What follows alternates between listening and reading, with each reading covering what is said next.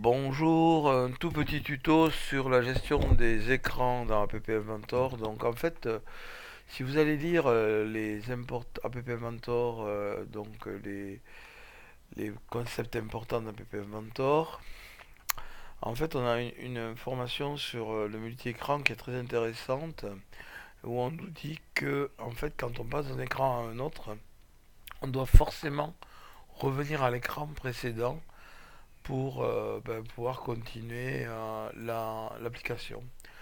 Donc en fait, on peut passer des informations d'un écran à un autre à la fermeture des écrans ou à l'ouverture, mais de toute façon, chaque écran est indépendant et on doit revenir à l'écran précédent quand on a quand on ferme un écran. C'est un peu comme des univers qui vont s'emboîter. Donc si on vient sur l'application, donc ici j'ai créé un écran que j'ai appelé Screen 1, dans lequel j'ai mis un bouton. Ce bouton appelle un deuxième écran, Screen 2, et dans Screen 2, on a juste un bouton pour le fermer. Alors donc ce qui est intéressant, c'est quand on va appliquer, quand on va demander donc à fermer Screen 2, eh bien on revient sur Screen 1. Et il est important d'avoir à un moment donné alors là, j'ai manipulé les écrans alors que j'étais dans le... Voilà.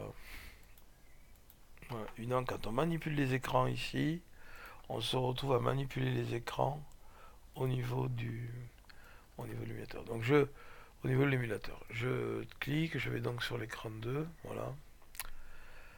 Et donc ici, je vais fermer l'écran 2, screen 2, et retomber sur screen 1.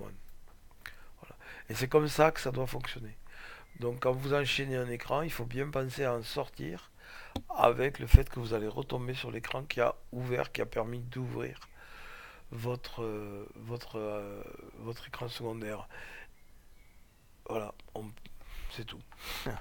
Donc les écrans s'enchaînent, il faut remonter pour avant d'ouvrir un troisième écran, ou si vous avez un troisième écran, il faudra fermer les deux écrans l'un derrière l'autre pour pouvoir continuer l'application et ouvrir un nouvel écran depuis l'écran de départ. N'oubliez pas ça. Merci.